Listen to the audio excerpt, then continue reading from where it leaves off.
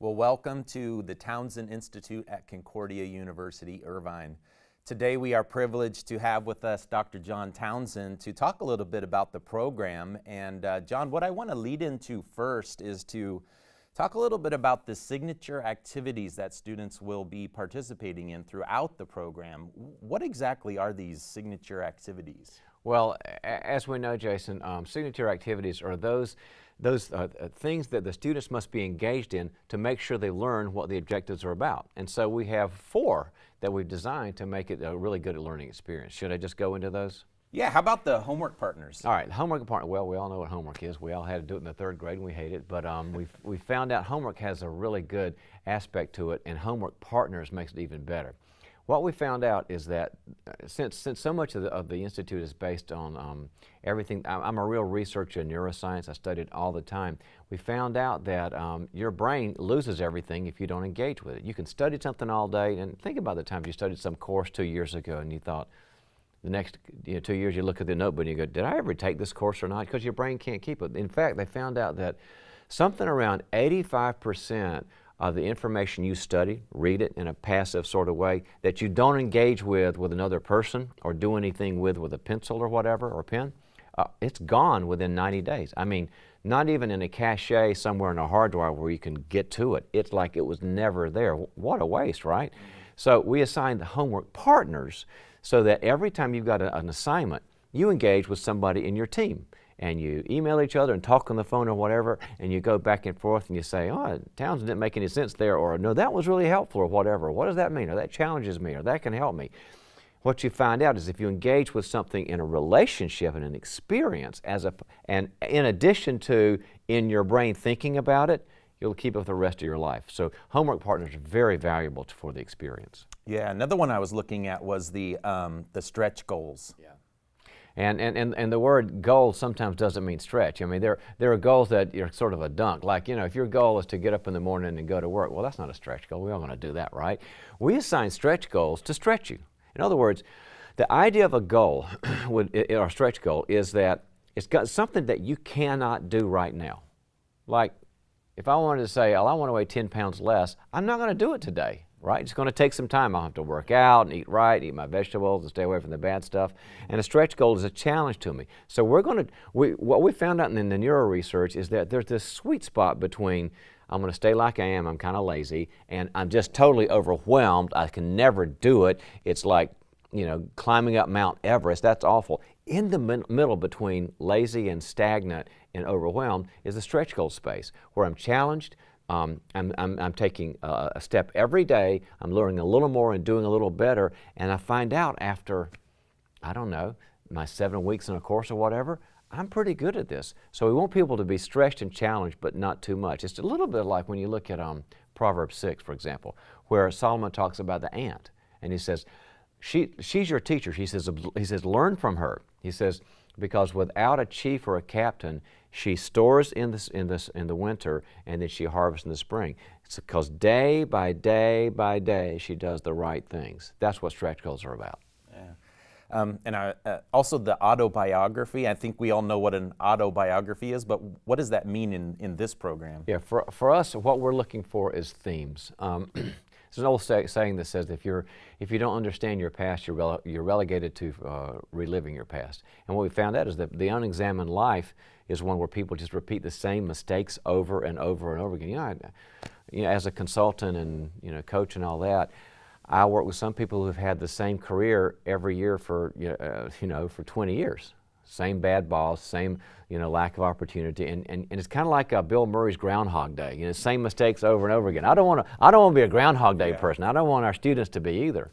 But if you've got the autobiography, you start to find out the themes in your life, and your themes are the things that you start to see. These things are important things that help my life. Either they've been positive things or negative things. Let me just give you a couple examples. Some positive things would be I'm an overcomer.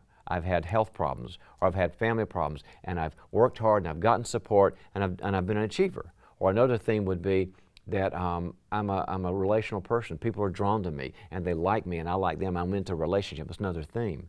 A negative theme might be that I tend to sometimes give too much, and I burn out, and I don't keep good boundaries. That's another thing that could cause struggle. Or sometimes it's hard for me to trust others.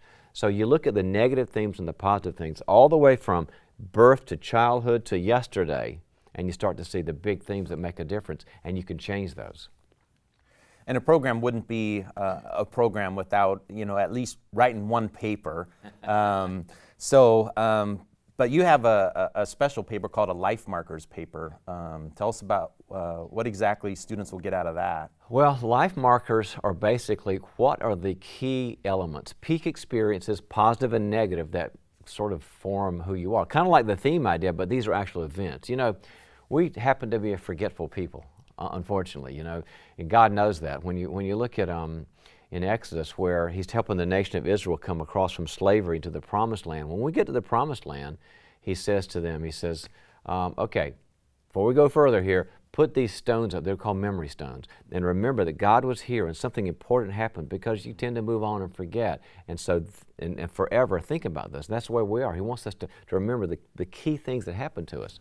So the life markers are going to be, maybe it's going to be birth of my child, or it's going to be my own childhood, or maybe something really cool like I found out I was great at athletics and baseball, or I was good at math, or I found out that my parents got divorced, or maybe I had a brother or sister who was on drugs and that really affected our family or whatever. And you start to look at those markers and you begin to see that's how I got formed. You bring that to yourself in your own head and you're the community, and all of a sudden life begins to make sense. My goal with not only the life markers, but also the autobiography, is that you'll look back and you'll go, it's no surprise I'm where I am right now. I can see it now. Instead of how did I get here, I see why. And that helps me to prepare for my training experience with the Institute and my career and my further life.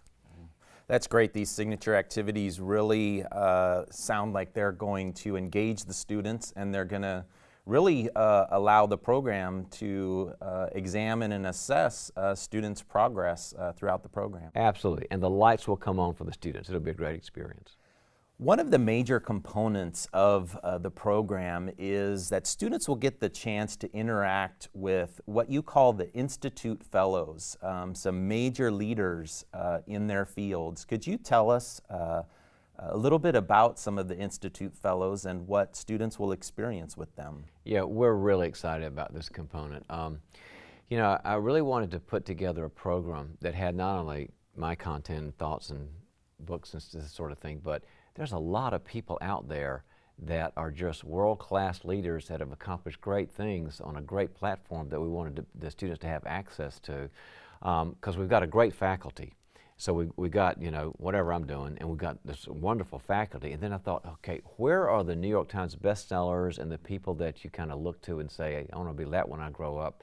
And I've got a lot of friends and colleagues and relationships over the years. So I started calling them and saying, we've got this institute and we're really excited about it, and we want to have a really high quality online experience. And they went, sure, I'll do it. So we have people like Ken Blanchard, the #1 management guru in the world, and Daniel Amen, who's the brain expert, the psychiatrist, who's kind of like doing such a pioneer. We've got people like Henry Cloud, the guy I wrote all the books with, the Boundaries books with, who's wonderful in leadership. Jim Daly, who's CEO of Focus on the Family. John Ortberg, Menlo Park Presbyterian, who's also a great leadership guy. John and Julie Gottman, who are the #1 marital researchers in the world. Sue Johnson, who's the person who starts all the relational stuff. She has Hold Me Tight seminars and books about attachment. She's the #1 popularized attachment speaker in the world. And we even have people that you might not have heard of because they haven't written a book, but if you read Wall Street Journal, you've heard of them. For example, Greg Brenneman. Now, Greg Brenneman is the guy who was the CEO of United Airlines, who merged United and Continental, and then he was CEO of Burger King and Quiznos. And if you want to know how that guy got there, he's the guy they call the turnaround king on Wall Street. He turned those companies around. People like Richard Haldeman, who moved an agricultural investment business from he started to, they're going to be around $6 billion at the time we're speaking. And so people that are accomplishing things on a very high level that you can study and have access to. So we're really excited about these kind of people. Yeah, and give the students a little primer on this secret sauce I was reading about. Well, the secret sauce means what I do is I want whenever I'm interviewing these people, because they come on either live with our students in our launch days or they're with our monthly symposia. I'll have them talk about some topic. You know, what's your latest book? What's your latest passion? But the one thing they know they're going to be hearing from me is, so how did you become whoever? How did you become Ken Blanchard? How did you become Greg Brennan? What's your secret sauce? Because we all want to know, how did that person get to be such a great CEO or therapist or coach or whatever? Because we want to have the secret sauce. All of our fellows have a secret sauce. And so it's sort of like, was it an attitude you had? Was it a behavior you had? Was it an aha experience you had? And as you have exposure to these people, you'll think, oh, I can do that. And all of a sudden you're inspired.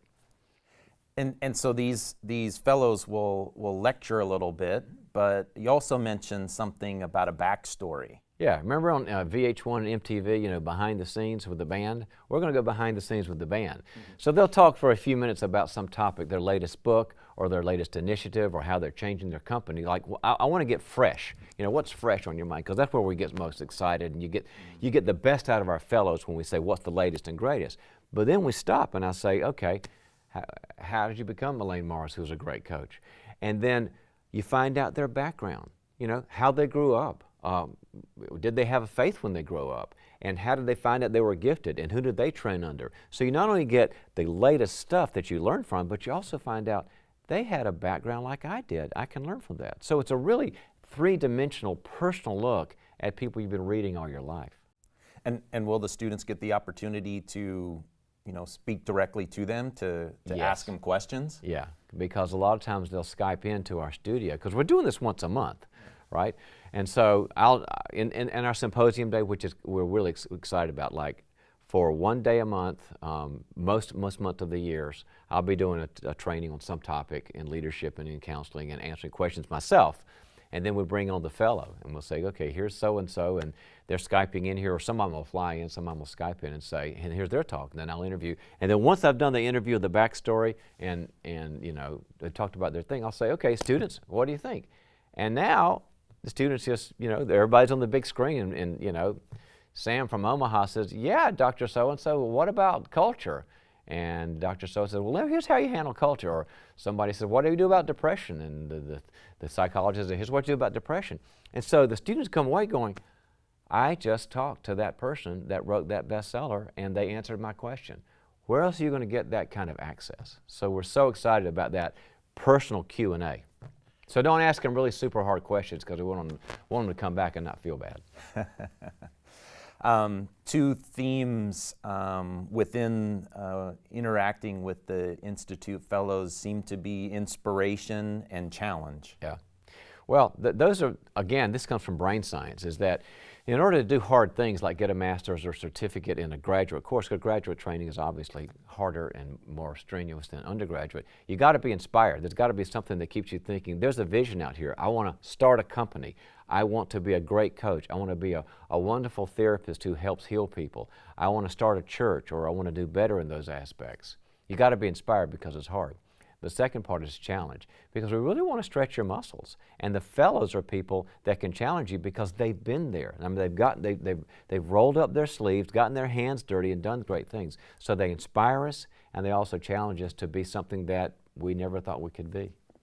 Yeah, well, speaking from experience, just on a monthly basis to be able to interact with such, you know, established, powerful leaders just seems like just a great opportunity for students. And at the Townsend Institute, we're just really looking forward to launching the program and engaging students with these fellows. We want to see a very, very high percentage of our students tune in online every month for this.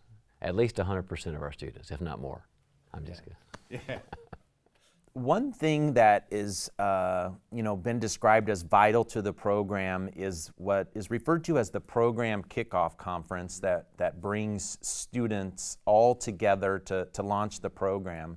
So What do you hope students will get out of the program kickoff conference? Yeah, I mean, it really is something you have to think about, because you think, oh, online, I can just do this from my laptop. Well, sorry, there's one time in your program that we need your body there, and that's the kickoff conference. And you know, a lot of people say, well, why should I have to do this? And what we found out is that it is vital to and that's why I think we're unique in this aspect, because not many programs do this. It is vital because of the things that happen in the conference. We're going to just take you through some of the bullet points of why we do ask you to do this and the benefits you get from this. Because what we found out, going back to neuroscience again, is that when you marry a content experience, like learning a principle or learning a skill or learning, you know, some kind of a tool, when you have that without a face-to-face, it loses some of the long-term value. We're trying to give students toolkits for the rest of their career till they're 90 years old.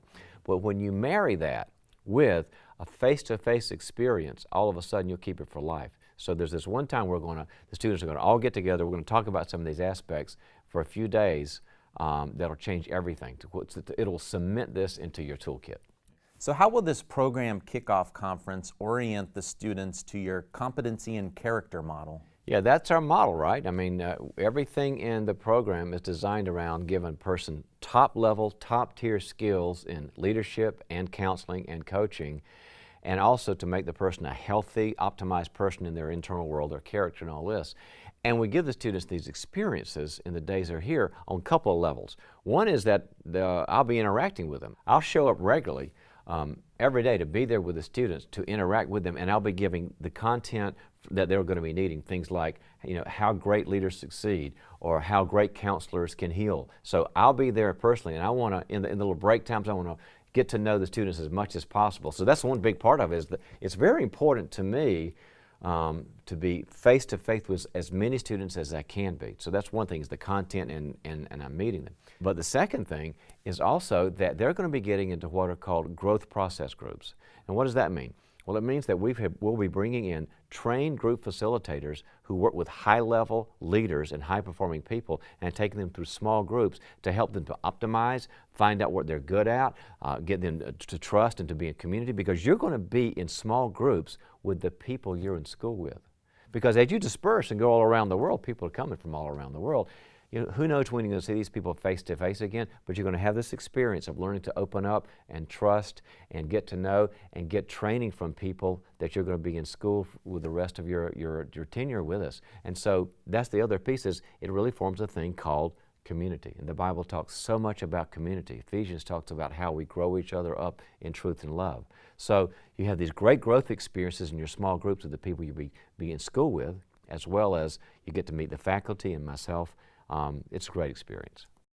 And it seems like an opportunity to really draw a focus in on the rest of the Townsend Institute experience. It actually does, because when you go back to your home and you're working on your laptop or your desktop or whatever, you will know that everything you did at the kickoff will kind of like flow into what you're doing in your training. So you take a different course, but you'll remember what you learned at the kickoff. The kickoff sort of like sets the tone for what we're trying to give you, how we're trying to train you, what your future is going to be like. So every other course you take will come back to that.